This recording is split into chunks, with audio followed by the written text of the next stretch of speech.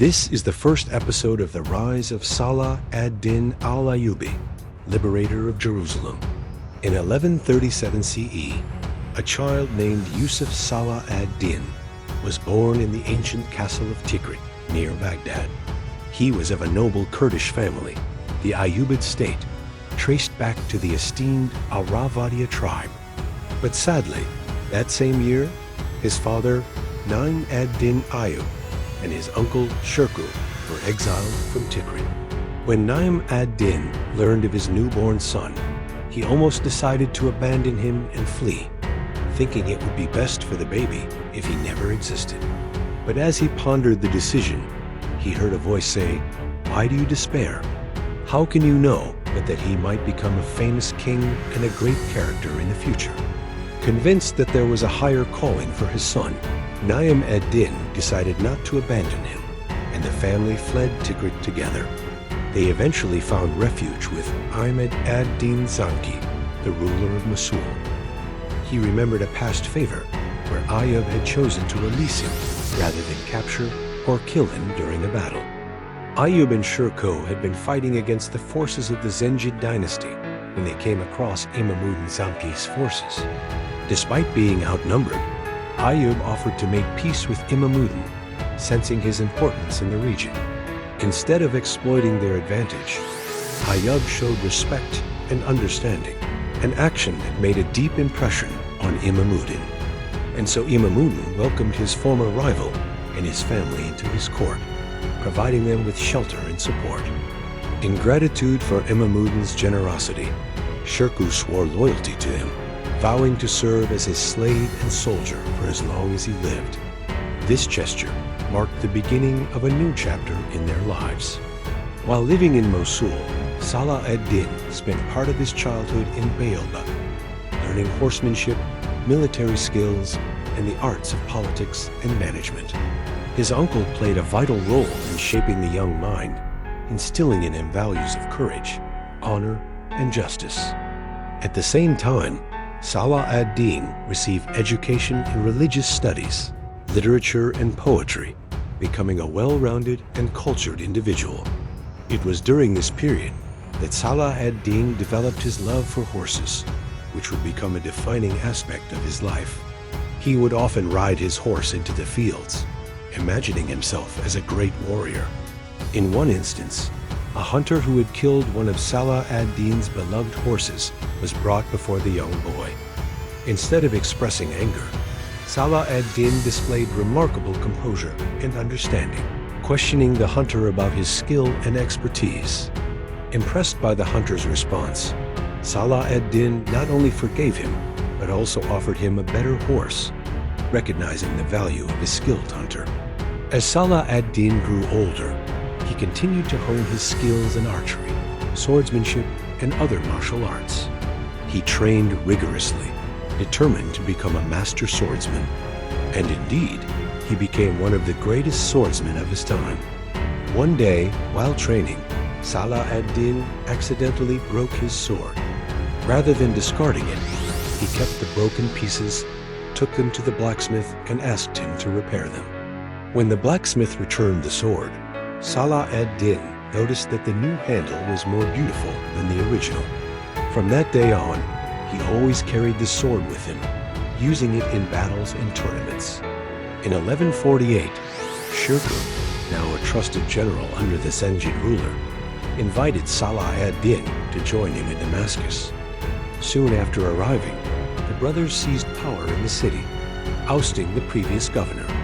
With the backing of the Zengid ruler, Shirkuh was appointed as the new governor of Damascus. Their success in Damascus led to further expansion, with Shirkuh conquering areas north of the city. Meanwhile, Salah Ad-Din served as the head of the police, a position he used to maintain order and provide relief for the poor. Under Nur ad-Din's rule, Syria prospered, enjoying a golden age of peace and economic growth.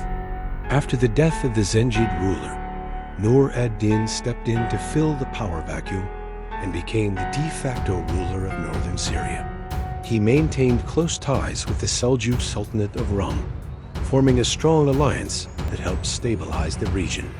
In 1154, Shirkuh successfully defended Aleppo against a Crusader siege, showcasing his military prowess and strategic brilliance. However, shortly after the victory, Shirkuh became ill and died, leaving his nephew Salah Ad-Din to carry on his legacy. Salah Ad-Din was summoned to Cairo by the Fatimid Caliph Al-Ayyubi, who had previously admired Salah Ad-Din's performance in battle. Upon meeting Salah Ad-Din, the Caliph saw him as a potential candidate to replace Shirkuh as his vizier, a role that would make him the de facto ruler of Egypt.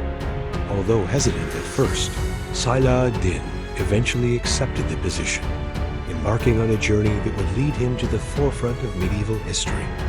In 1163, with the backing of the Zengid dynasty, Salah Ad-Din set out to conquer the remaining Fatimid territories in North Africa.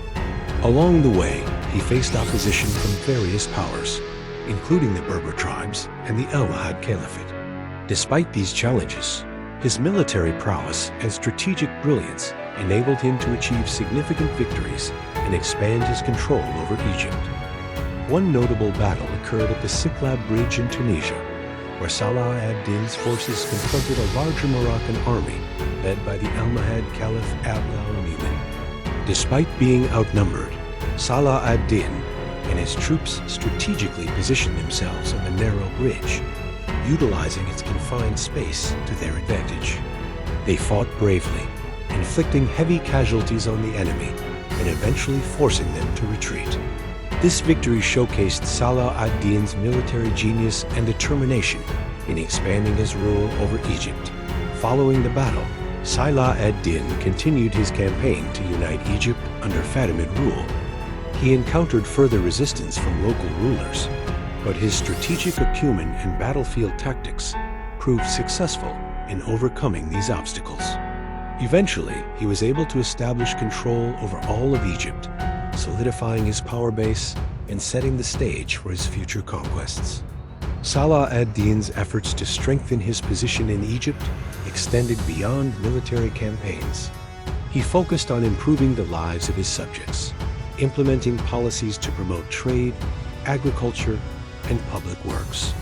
By investing in infrastructure and fostering economic growth, he aimed to create a prosperous and stable state that could withstand external threats.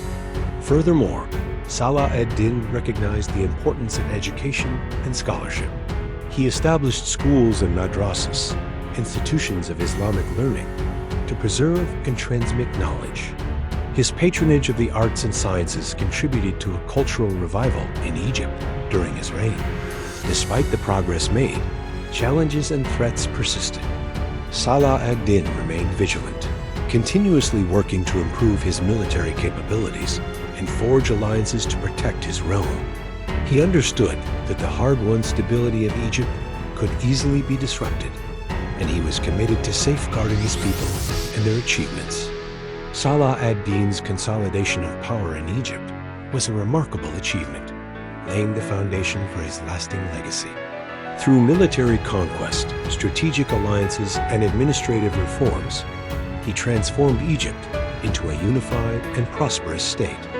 His commitment to justice, public welfare, and cultural pursuits earned him the respect and admiration of his subjects.